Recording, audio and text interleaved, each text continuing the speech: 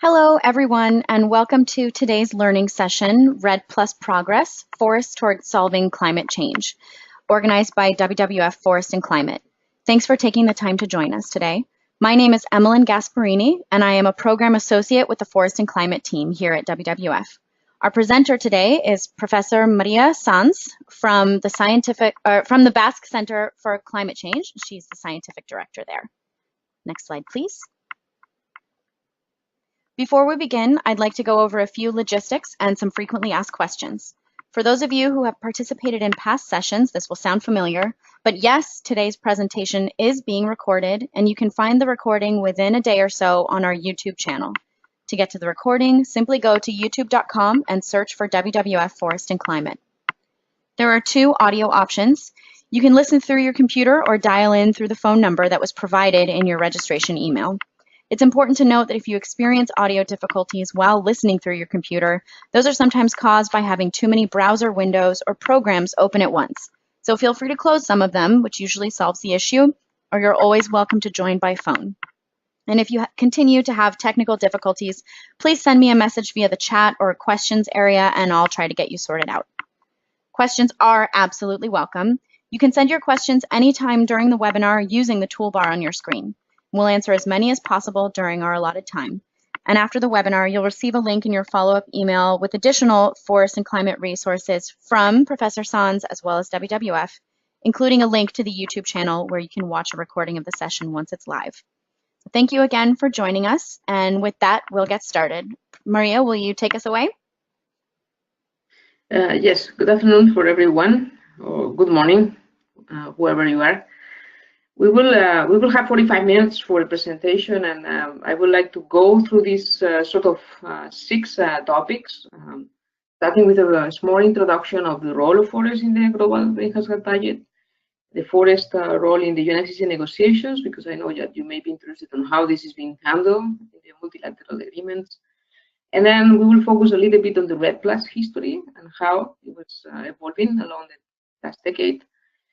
And we will find a little bit of more details on where countries stand in the case of their forest reference levels, which is the first exercise that countries are doing to implement REDD plus on the ground. And finally, we'll go through a little bit of reflection on challenges and looking forward. And a final message, which is basically trying to say that you know, the estimates that you do matter because it's the way you measure progress and where estimates are done in the context of the UNFCCC Convention. Next slide, please. What you can see here is that basically the forests play an important role in the global greenhouse gas budget. You have a graph here that basically tells you how the ppms in the atmosphere, the CO2 ppms in the atmosphere have been increasing along the years between 1870 and 2015. And here you can see that the land role in this has been an increase of 69 ppms and a decrease on 77 ppms, which basically means that overall the land is still a sink as a net. And within this sort of net sink, forests are playing an important key role on reducing, not only on reducing emissions, but also on increasing sinks. Next slide, please.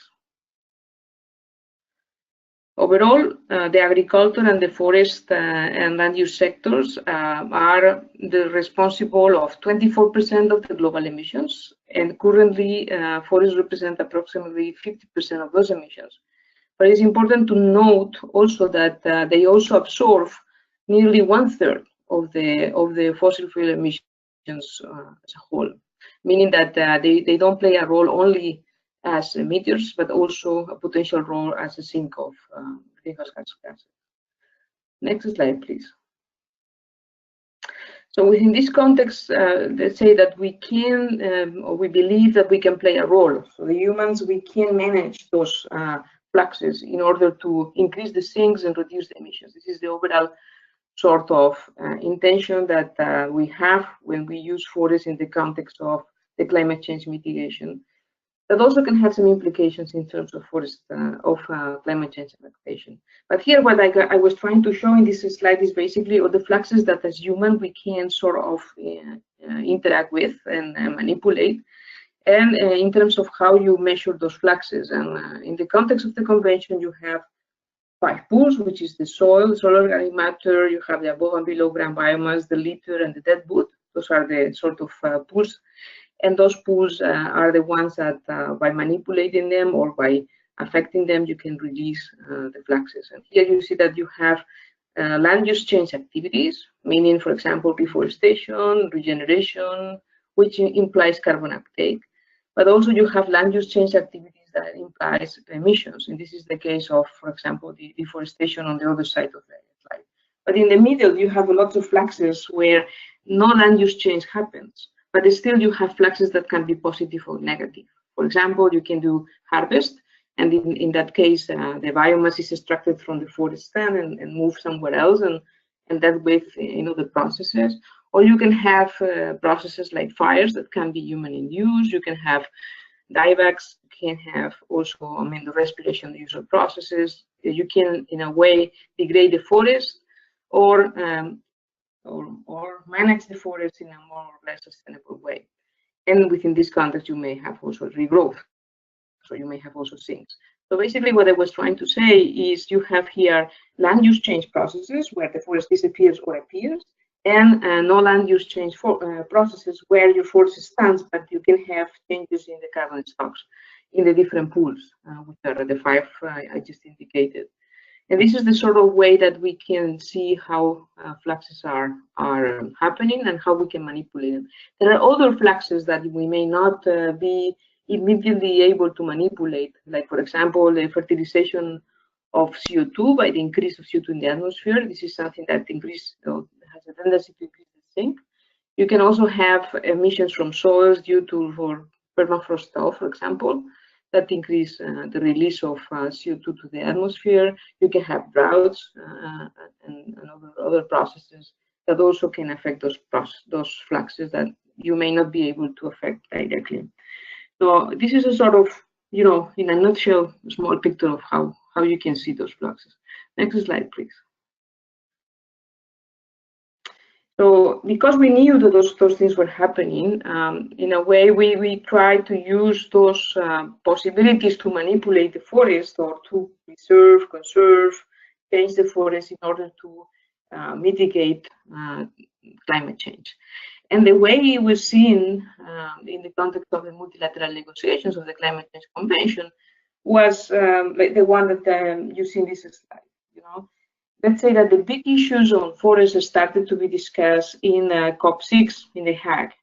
And after that, it was a collapse of the negotiations because they couldn't agree on how to use the things. It was the Kyoto Protocol had 2 articles that were Article 3.3, 3.4, where forests were meant to be used in the mitigation context by Annex 1 countries.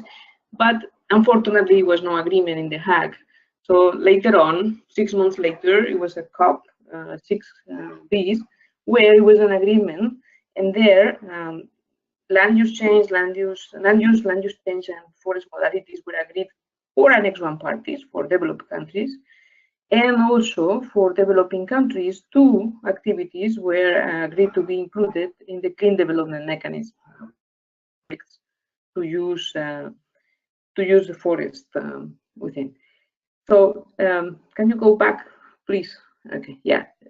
Then just to continue, what happened was that basically the modalities were adopted in COP11 and COP1. And then in COP13, REDD was sort of introduced formally in the negotiations, and developing countries included forest as one way to mitigate climate change. Later on, Copenhagen, it was a fail, we all know. Durban, it was when the second commitment modalities were adopted. And then finally in Warsaw, COP19, the modalities for including REDD and starting to implement REDD were finally adopted. And REDD was included in Paris. So you see that there's been a long negotiations for almost 10 years where REDD is being introduced in the multilateral agreements. And finally, now we are ready to implement. Next one, please. So this is just a map of how many of those activities are being included in the UNFCCC negotiations and in the UNFCCC multilateral agreements. You see that if you take the all LULUCF mitigation activities for Annex 1 under the Kyoto Protocol were forest management, cropland management, grassland management, revegetation, wetland activities.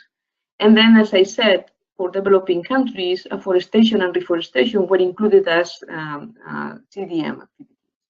And now we have these 5 REDD+ activities, which is reducing deforestation, reducing forest degradation, increasing carbon stocks, conservation, and sustainable management of forests.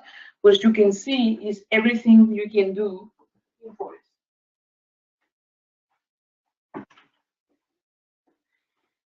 So anything that you can do in forest can be seen within the context of REDD+. Next, please.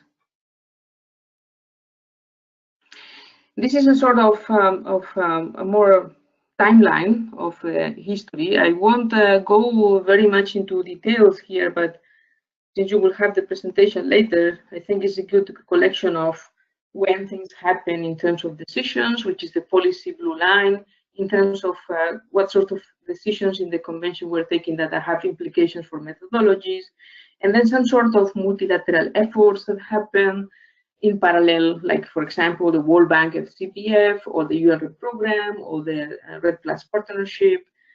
Also, some of the efforts that countries are starting to do, as well as some of the final results that countries are starting to show.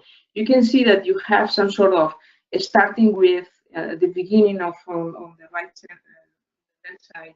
You have more the negotiations, then the parallel efforts to demonstrate on the multilateral efforts green line started. Then you started some sort of bilateral cooperation as well that started in parallel. Maria, Yeah. I'm sorry, your audio is fading out just then. Could you backtrack just a couple of phrases? Yes, I mean, I was just trying to indicate that the lines or the parallel lines you have in this slide indicated the different processes. The policy, including methodological decisions on top. Then you have the multilateral efforts, and the main ones indicated, and the country efforts on the bottom. And you see that the country efforts, which are starting to do some more serious implementations, are happening after 2013. And you see the names of countries that already submitted FRELS or that already submitted results. So you have a sort of a temporary picture here that can be helpful in terms of UNFCCC, international multilateral efforts, and country efforts. Next slide, please. Here, what you can see is what are the requirements that countries have to have in place in order to access for resource-based payments, which was the objective which brought REDD+ into the multilateral debate. It was, okay, if you do REDD+, you will be paid for the results that you are getting. And for that, you need to show that you had progress on that, and you have real funds in the table. So what you need to have in place, the what column, is you have to have a national strategy, you have to have a forest reference level or forest reference emission level, you have to have a national forest monitoring system so that it will allow you to measure things and report them and verify them later. And you have to have a safeguard information system. Safeguards were very interesting because it was something relatively new for the convention that REDD brought in, was to have certain safeguards that you have to address and respect. The way that you will communicate that to the convention, well, for your national strategy, you need to have it publicly available, but you don't need to necessarily formally submit it. If there is a link provided, it will be in the hub that the convention has for that purpose. For the FREL, you have to submit your reference level, and this will be later on in a process that you have in the following column. And for the National Forest Monitoring System, you have to describe it, and it's suggested that the description should be in the technical annex to your biannual report as a developing country. And finally, the Safeguards Information System, you also have to describe it, and the summary for safeguards, which is something you have to submit, can be included in the national communication or submitted to the info hub of the UNFCCC. So the processes here are mostly related to your results and your FREL, your reference level. Your FREL has to go through a technical assessment. meaning that there is a technical team under the UNFCCC that will go to the FREL and do an assessment. Also your NFMS will be looked at the same time as but only the description, and the safeguard information system will have to be there as well, but no further assessment is foreseen. The timing is up to you basically, but when you submit your FREL, you will have to, the assessment takes almost a year until you get your report out, and then you can submit your results in your viewer annex. But your viewer annex, as you know, for developing countries is every 2 years, so you have to match those times as you better can, right? And the information hub is where all this information will end up. The information hub is a sort of a web page that the UNFCCC Secretariat has for that purpose, and only when all these requirements are there, all this will appear in the info hub. And the reference that you have here is the decisions where instructions are given or modalities are given to these processes or these pieces or building blocks that you have to have in place.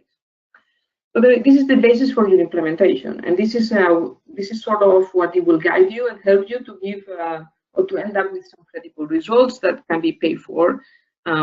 It is indicated in the decisions that the Green Climate Fund, for example, can pay for, but other avenues for payments can be probably used in the future, including markets maybe. Next slide, please. So if we think in terms of where developing countries are today, what we can see is that most countries are undergoing still readiness activities, which means, I mean, REDD was foreseen in phases. There were sort of 3 phases described in the decisions for REDD, particularly in the Cancun agreements.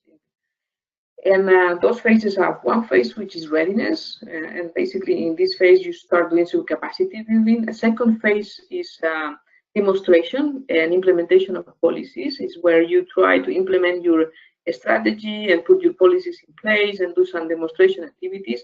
And the third phase is the payment for results. So in this context, most countries are undergoing readiness activities. Up to 60 countries are progressing different speeds of readiness. They are supported bilaterally or multilaterally, for example, by the Forest Carbon Partnership of the World Bank. And the readiness is supported by what is called the Readiness Fund of the partnership and the UN program. Those are 2 big multilaterals, but of course, there are other avenues. Many of those countries are developing or almost developed the REDD+ strategies. Some countries with more defined strategies are moving towards demonstration activities, so towards sort of phase 2. And this is done mostly in the context of bilaterals. And some are even testing already some implementation of resource-based payments, for example, through the carbon fund, although this has been quite delayed respect to the progress that was expected originally. Those countries are, for example, Brazil, Mexico, Ecuador, Indonesia, Colombia, Vietnam, Guyana. You see that there are countries almost in all regions. Although Africa seems to be one of the regions that is a little bit less ahead. Many countries are engaged in resource-based payments bilaterally, and there are few donors which are very prominent in this context, like for example Norway, UK, Germany, and also for resource-based payments, I guess the initiative which is more prominent is the FCPF Carbon Fund, which recently finally signed the first agreement for disclosing resource-based payments. Next slide, please. So where countries are now reporting or trying to access resource-based payments? As I said, there are bilaterals, there are multilaterals, but perhaps the one prominent one that everyone is expecting it will really become an important avenue and it will become inclusive is the Green Climate Fund. The Green Climate Fund is starting to develop modalities for resource-based payments, and it's expected that they sooner than later, probably this year, will already adopt some modalities for a call for proposals for that purpose. And for example, Brazil also reported 2.9 billion tons in the first BOR REDD Plus Annex that can be submitted to the Green Climate Fund, because they all accomplished already, the UNFCCC requirements. And here you have that there is already in the hub. So all these elements that I mentioned before as building blocks all are being fulfilled by Brazil already for this particular amount of payments that they may ask for. There are 3 countries that submitted the REDD Plus Annex, although the reports are not yet available on the UNFCCC webpage. This is Colombia, Malaysia, and Ecuador. And and indeed Colombia already got the REDD Plus Annex published. So it's only Malaysia and Ecuador which is still pending. But those countries have not yet fully completed all the building blocks, so they are not yet in the Info Hub. Mostly, for example, the summary for safeguards still pending in the ones that are not Brazil. So few countries with other visions are also present in this debate, and this is visions that are not particularly focused on REDD Plus, but more broader sustainable development, like Gabon, for example, or joint adaptation and mitigation approaches like Bolivia. So not that everyone is looking in a very focused way or only for REDD Plus resource-based payment, but maybe also in broader ways. But in any case, all the countries which are trying to address those challenges in the forest sector, developing countries, are struggling with this middle ground investment gap. So the investments you need in order to trigger the results is something which everyone is struggling with. At least not the big ones, but maybe Brazil not so much, but others are. Next slide, please. So here you have a map which basically shows where the countries that submitted reference levels are. And you see that in 2014 there was 1 country, which was Brazil. And then in 2015 there were five countries that submitted. And in 2016 there were 10 countries, and in 2017 there were 11 countries. And Brazil in 2017 submitted the second reference level for another biome. In 2014 it was submitted for Amazon biome, and 2017 they submitted for the Cerrado biome. So overall, there's been 25 countries which are submitting FRELS, and more than half of those are being already assessed, and the reports are on the web. In the table here in this slide, what you have basically is the forest reference levels process, what the country has to do and what the technical assessment team does. And this is the steps. I won't go into details here. But basically, what happens is that you submit your reference level properly documented. There is some guidance in one of the decisions that you have in the table I showed before, where the reference column is. And then what the team does basically is in Bonn, they look very carefully on this assessed report, interact with the country, ask questions, receive responses. The country has later the opportunity to revise the reference level, and will be seen again by the TA, and before the end of the year, a report will be published on the basis of the latest modified reference level that you have. So what I want to emphasize here is that this process is a very interesting process, because the country has the opportunity to interact with experts on the issue that can help them even to create more capacities on how to put together information and how to build and how to improve your reference level.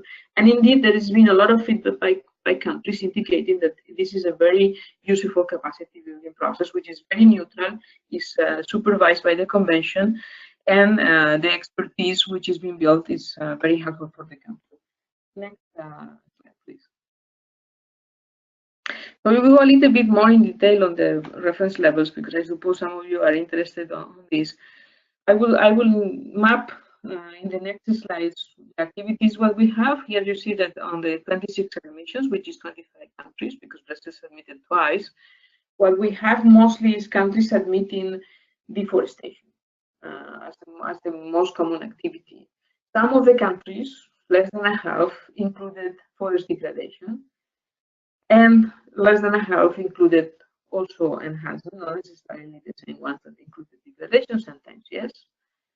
And only one, well, two indeed, included sustainable management of forest. And indeed, one of those, Malaysia, only included sustainable management of forest. And only a couple of them are trying to include conservation in there. So if we can go to the next, please. So deforestation, as you can see, is the most selected activity by the countries, which is normal. I mean, deforestation was the reason why all this debate started in COP, in the COP in Montreal, almost more than 10 years ago. So it is mostly used or detected through remote sensing, right?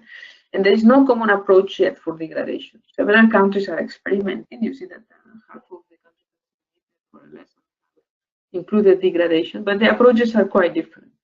In the case of deforestation, most of the countries are using, or I think almost everyone is using medium resolution imagery because it's free. And either way, they use as a whole or for certain areas high resolution imagery, or few of them are using the land registry cadastre. And the ones that are using the land registry cadastre are the ones that have more in terms of doing regular inventories, for example, or having a very evolved land registries, which is not very often in developing countries. In the case of degradation, there is more, more difficult to say, but some of them are using high resolution, and some are testing Landsat with NDVI combinations. Some are using proxies like timber records or management plans with volume harvest, species, collateral damage, and so on, or fire information. Also, if they have legal and illegal logging information, fuel destruction, or shift from higher to lower cover class. This, for example, is the case of Vietnam, where when you shift from one higher or more dense canopy cover to a less dense canopy cover, they consider this degradation. Next slide, please. In the case of the scale, so are they national? Well, what is quite encouraging is that most of the countries are going for national reference levels, meaning that they are taking all the national forest into the reference level. Few are going for subnational. Most of them are biome scale. For example, Brazil goes for the Amazon biome, and then on the second one they went for the Cerrado biome. Is the same case for example, Colombia and Peru. Some other go for some national, not by biomes, but by administrative units, and this is the case, for example, of Chile, that they go by the small all the administrative units they have, or is the same case of Nepal. Next slide, please. In the case of gases, well, here it's clear that everyone includes CO2, but there is much more difficulties on including non-CO2 gases, which where they are included mostly are coming from fires, if they report fires in there. Next slide, please. In the case of the pools, again, what you see is that most of the countries are including above and below ground biomass, basically using emission factors that in many cases are emission factors by default that are provided by the IPCC greenhouse gas inventory guidance. Some countries are starting to include litter form, dead organic wood, soil organic carbon. One country indicated harvested products, but later on in the modified submission it was not included, which was Costa Rica. So in general, above and below ground biomass is very well covered, but the other pools are still difficult for developing countries to include, and they are included, but not always in a complete manner. Next slide, please. In the case of forest definition, is an interesting case because, when we do global exercises of assessing deforestation, like the Global Forest Watch, for example, you have to use a common definition. I mean, this is what these studies usually do. They try to use common definitions. But when you go to country-specific studies, what you see basically is that the countries have very specific definitions for a good purpose, and also these definitions are being used for other intentions by the country. And you see here that there is quite a lot of diversity. On the ground cover, it goes from 10% to 30%. On 3 it goes from 5, in some cases is down to 1.5. Even some countries like, for example, Honduras or Paraguay or Vietnam, they have different heights for different types of forests, potential heights, which is what defines the forest. And in the case of the size of the area or the minimum unit to be considered forest, you have from 0.5 hectares to 1 hectare, right? So the definitions, as you can see, are very country specific, and therefore it may give the impression to the outside world that they are the results of the countries are not comparable. But that's not the intention. The intention we have here is basically, if you can compare, but what they need to do is that the country really make efforts to reduce deforestation and to reduce degradation. Next slide, please.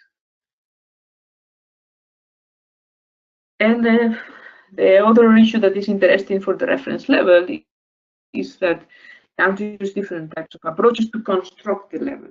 So here, for example, the one that is the most common is the simple historical average, which is taking a period and then do an average of the period between 5 to 10 years or 15 years, depends on the countries. Some countries will even go larger than 15 years. And the second way that countries address it is taking also an historical average, but then adjusting upwards the reference level for national circumstances. For example, Colombia was suggesting an adjustment of 10% above due to the national circumstances in the Amazon biome related to the conflict with the guerrilla and the armed conflict that they had recently signed a peace agreement upon. So they said, if we sign the peace agreement, we will have to adjust the reference level upwards, because then, the development will go more into the Amazon, and therefore it is likely that deforestation will increase. And the final sort of construction that we have been observing is basically a projection, a linear projection of an adjusted trend of the past. And here, what countries, in all the cases, some countries are also indicating what the period of applicability of the reference level is, but some countries are not. And the same is the same for the three approaches, right? And in the historical average, we see also differences. For example, countries that do an extended average, or countries that do a running average. This is the two ways also to approach the first sort of type here in the left. Next slide, please. Here you have a flavor for some of them for the admissions until 2016 of the periods. The historical period is the solid line, and the dotted lines is the applicability that the country indicated if they indicated an applicability period. And you see also that there are quite different periods for the reference level. There are countries that go very much forward, backwards for the historical average, and there are countries that go closer. This is depending a lot on how much information the country could gather or could put together, but also depends on if the country had or believe that they did efforts a very, very long time ago, like in the case of Brazil, which they start indicating that they want to have results from 2001, or Costa Rica, that they also indicated before 2000. Next slide, please. Here, what I think is important to keep in mind is that in the case of the reference levels, the estimates, as Decision 4 CP15 says, are to be transparent, consistent, and as far as possible accurate. And that you, as a country, reduce uncertainties as far as you can. And of course, you have to take into account your national capacities and capabilities to do so. So this is sort of the context in which you construct your reference level, and transparency and consistency is very, very important. You cannot reduce uncertainties to start with. Okay, just try to improve that part. But if you are non-transparent from the beginning, this is not a very bad sign. So the degree of transparency is very important, and it means that you need to provide the necessary information that the assessment team can reconstruct the FREL and even can interact with you in a very fluent manner, and you can modify according to the TA findings if you want, right? Rather than strip a specific target of uncertainty, which will potentially drive a lot of your resources. What is more important to start with is focusing on transparently estimating and reporting the level of uncertainty that you have itself. Looking to address sources of systematic bias, and also looking for suggestions that maximizing the benefit you can have from the assessment process itself.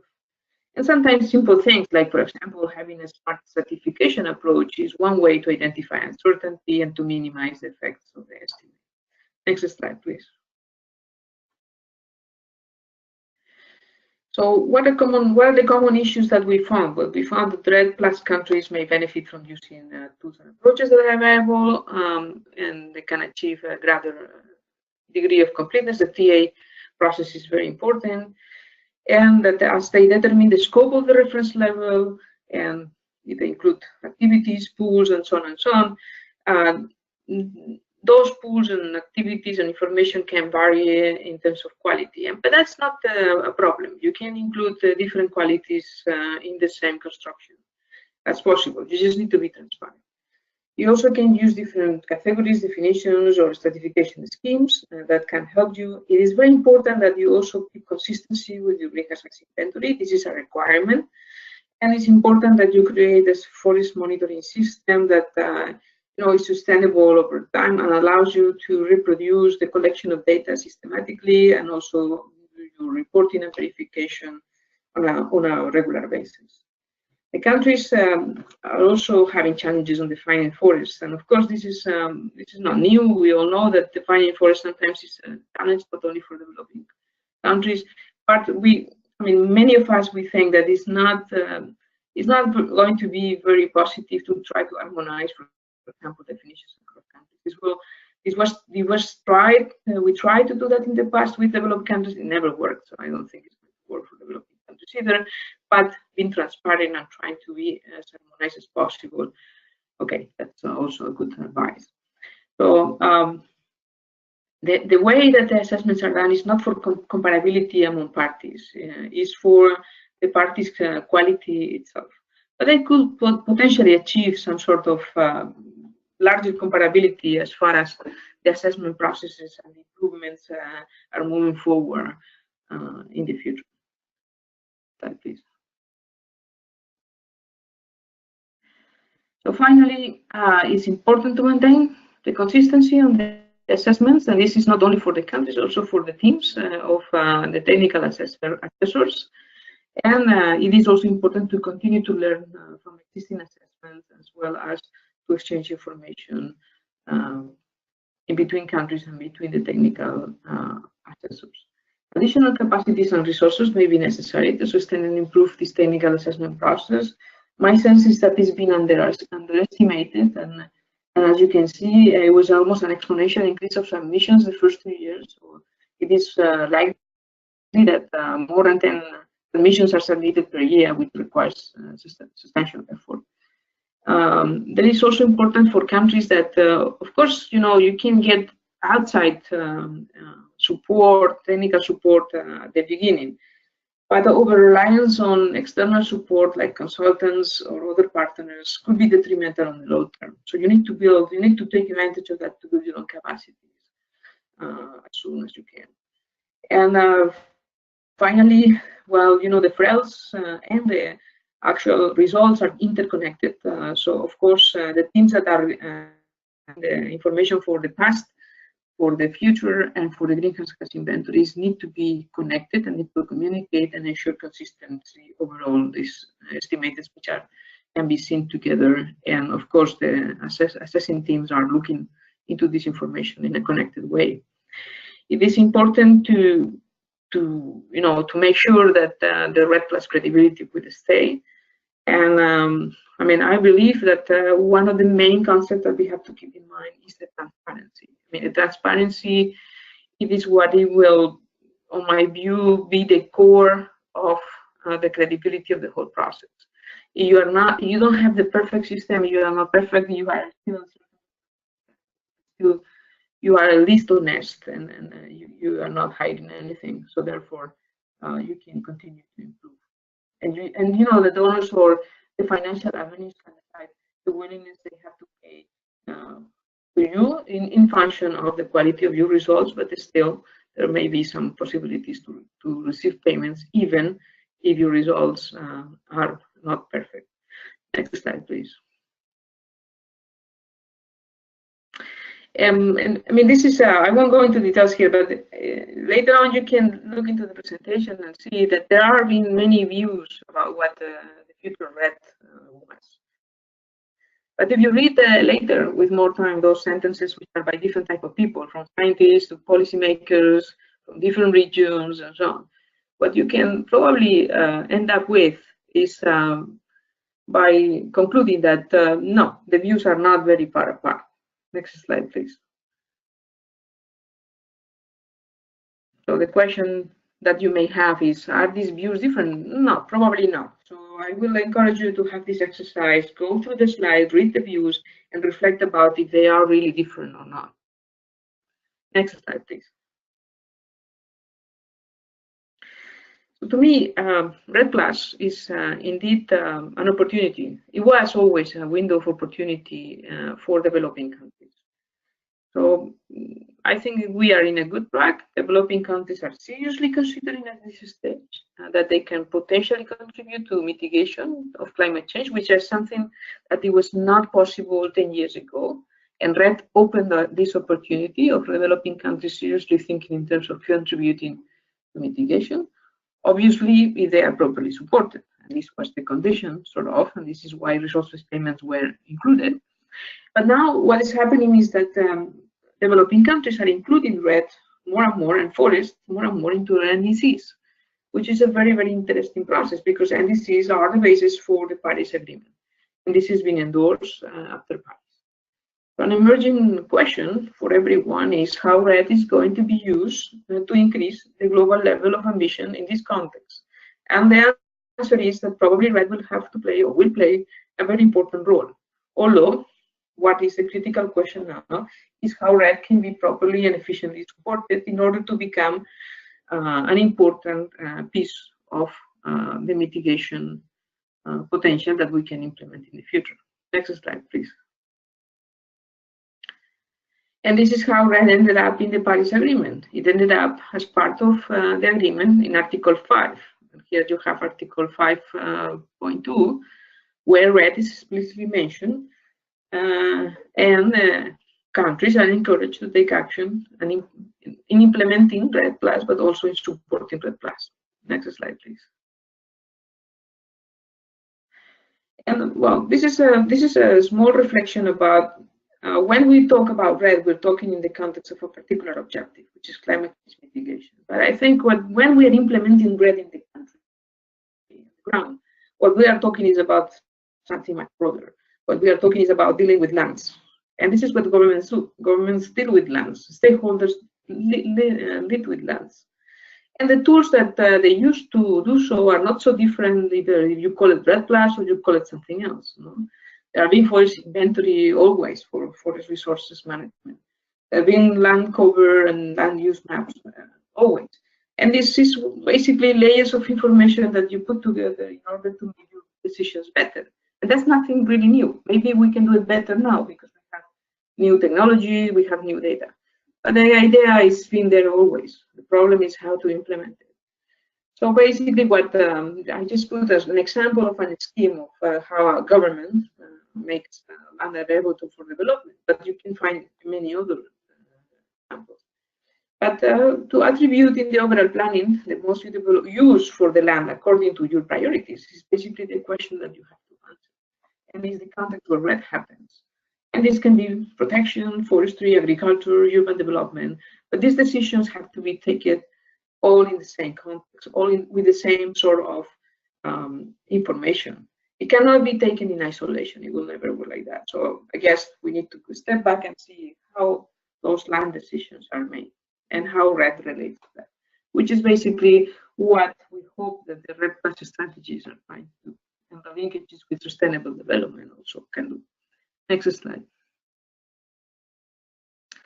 Here, what you see, and this is looking forward in terms of how to sustain, how to finance your efforts on REDD. But we can see here, I just stole this graph from a friend in the World Bank. But there is no single standard solution. You need to adapt to country situations. In general terms, you start with having some sort of technical assistance, which is the lower part, and you increase technical assistance, and then when your capacity increases, you may need less.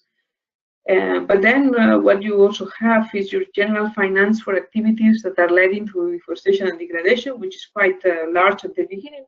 But as soon as you get results, this may decrease, which is the second sort of gray zone.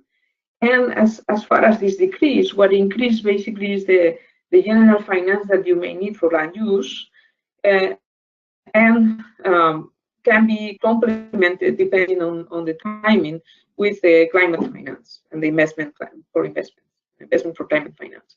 And finally, you may get resource-based finance, which is what can help you to complement those. But this comes after you achieve the first result. But basically, what you have overall is an increase in results, which is the yellow line. So to match demand of finance and to achieve sustainable results, you have to combine different types of finance, but not different types of finance as I described, but also different instruments like loans or grants, etc. Next slide, please. And yeah, this is a map. I explained you before the phases, phase 1, phase 2, and phase 3. You have it here, and you have here some of the financial avenues or supporting avenues that have been happening in the last 10 years from different either way, only from readiness or early phases, phase 1 and phase 2, or including resource-based payment. Here you have FCPA, which I already mentioned, but you also can have the biocarbon fund for resource-based payments.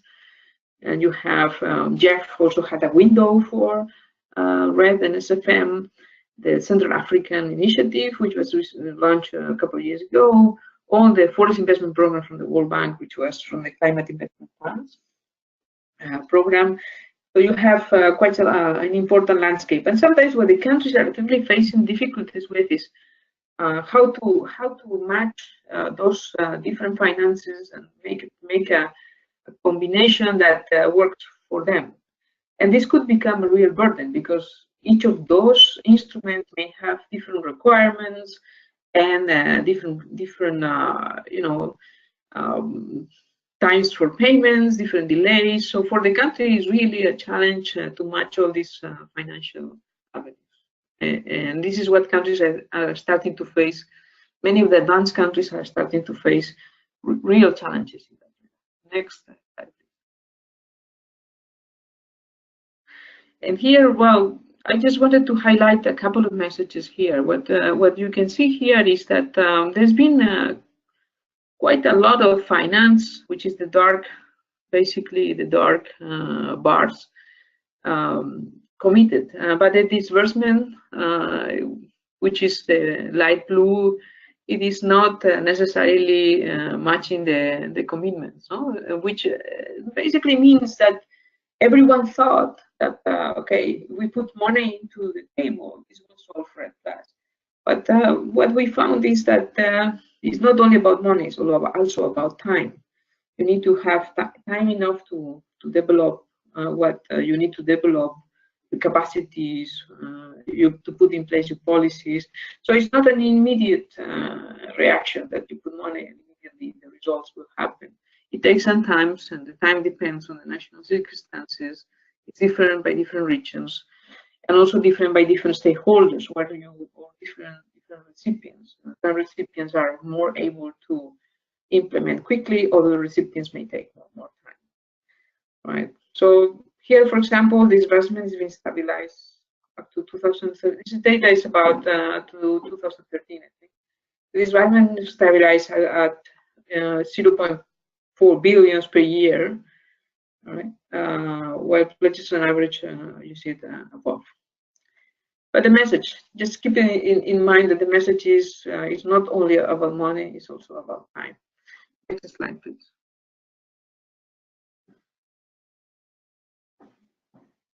And well, many of you will have in your mind the question about where the carbon markets are, because all this was sort of by many started to be discussed because there was a big hope that carbon markets will pay for REDD+. But we know that carbon markets are not yet there. We know that it will take some time until we have some clarity about what are the role that markets may play in the post-Paris era.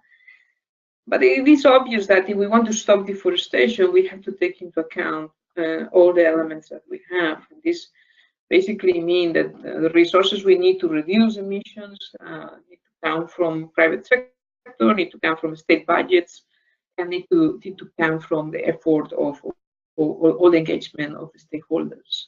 Of course, you know, always matching what are the specific circumstances at the local, national, and national levels. Next slide, please. And that's basically what I was trying to illustrate in this my last sentence. That if you want to really look forward, well, you have now much better information to identify and understand the processes that are in each case relevant at the landscape level. You can identify what are the best practices from the technical point of view. You can identify barriers and try to address the trade-offs. And you can also now consider much better socioeconomic aspects that are relevant into the scale you're working with. And the governments can, based on all this information and with the participation of the stakeholders, formulate much better policies. If you close this cycle, which is a cycle that never ends, because as soon as you put a policy in place, you may raise other issues, and you may need to, you know, complement your policy or change your policy with time. So it's a cycle that probably will never end. But this cycle, it will require full participation, or at least as much as possible, that all stakeholders involved, from the ground to the top, can participate. Next slide, please. And this is my final slide. Here, you know, I told you at the beginning that the improvement matters, and it does matter, and information is critical. So this table indicates in which context under the UNFCCC convention, information which it is important in order to assess progress and make decisions is provided by countries to the external world.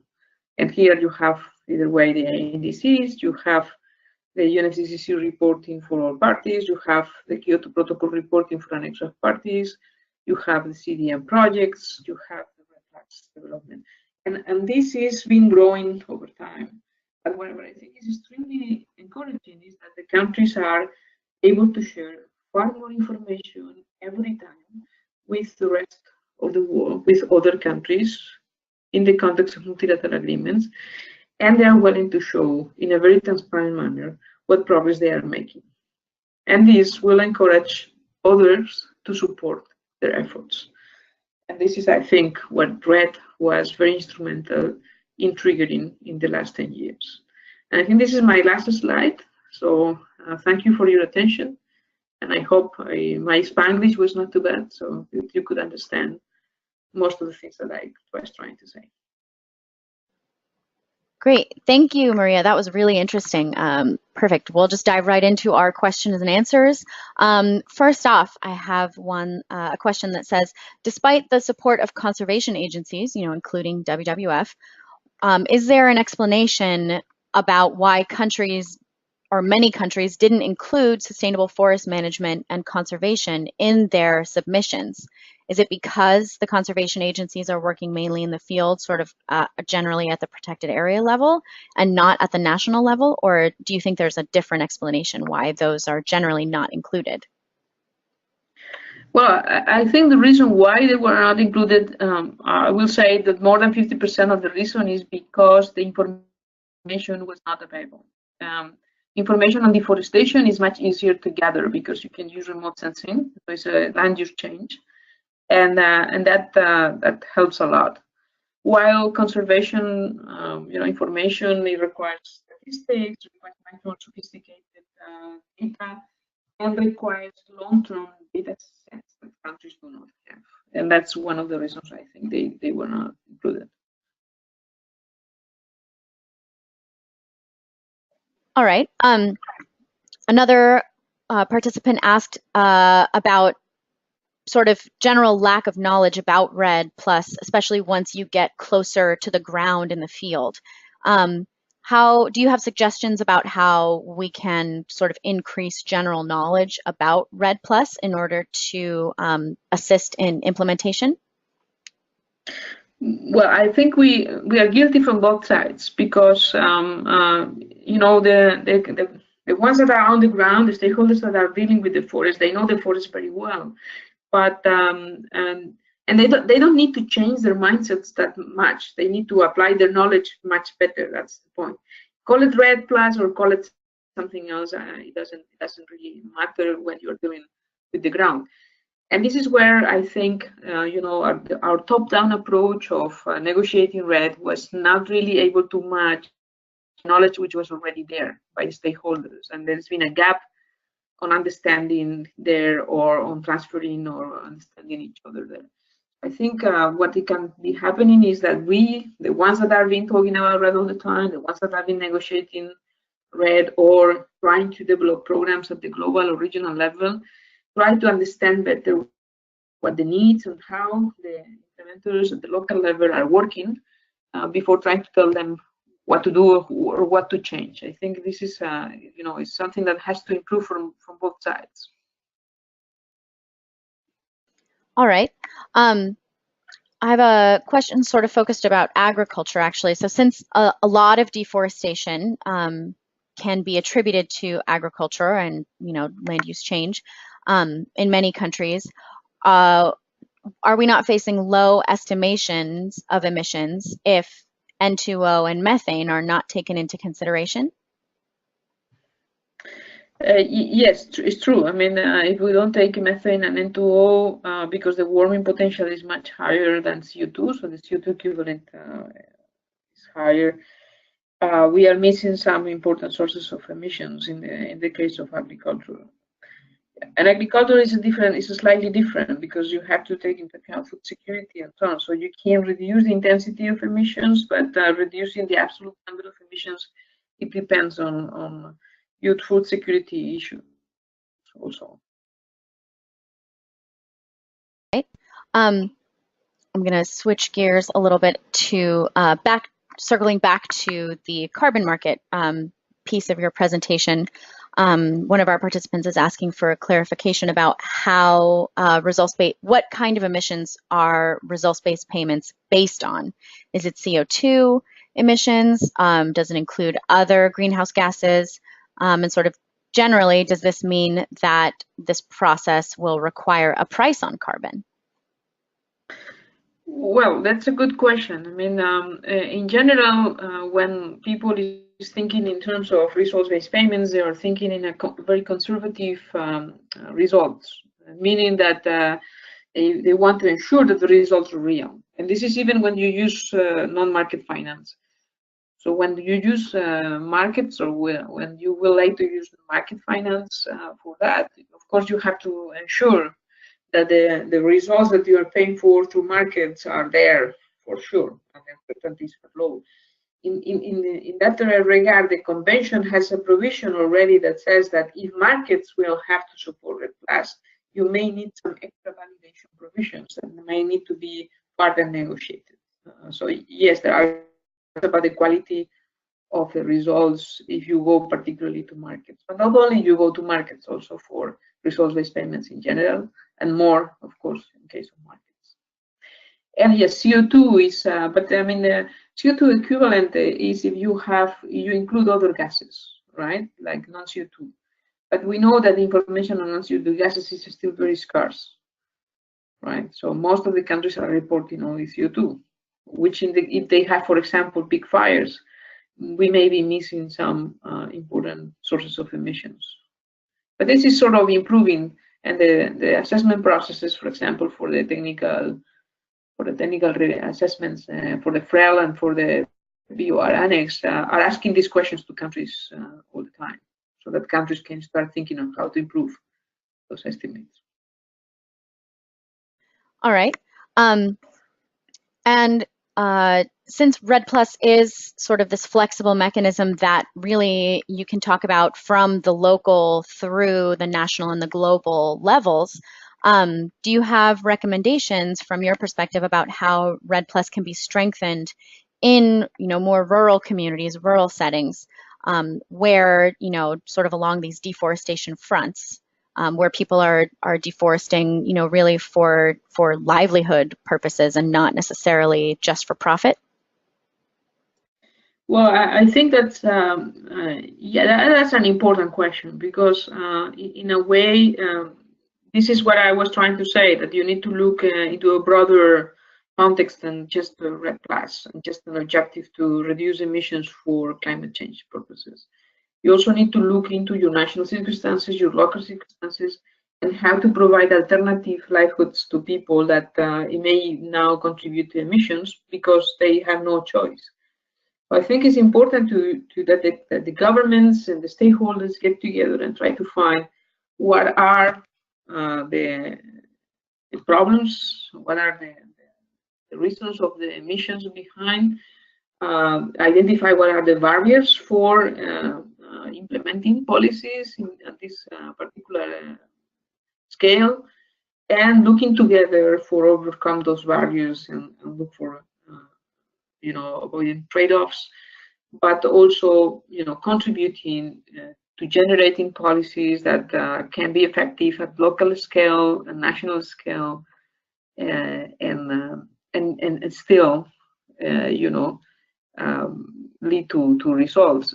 But I believe that without that very close connection with the local level and with the stakeholders in the policy design, this will be extremely difficult. And perhaps one important thing is that you should sort of look for your priorities in certain order. Your priority may not be immediately to reduce deforestation, but to put in place some of the elements that may lead to that later on. And this may be more effective for local communities. So I think every country every government at the different administrative levels have to sort of look for these processes and follow this cycle I just described on the slide, at the scale where you are starting to work on, and then try to look for how to replicate successful stories at the lower scales into larger scales. Thank you.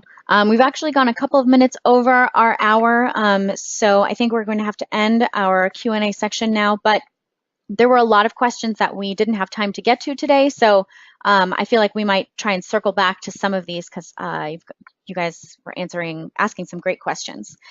So I want to thank Maria, Professor Sanz, for sharing your expertise with our community. It's always really fascinating to get these big REDD+ overview presentations. And also to thank the participants for joining us and sending in your questions. You'll all receive a follow-up email in a few hours with some additional resources that are specific to this webinar.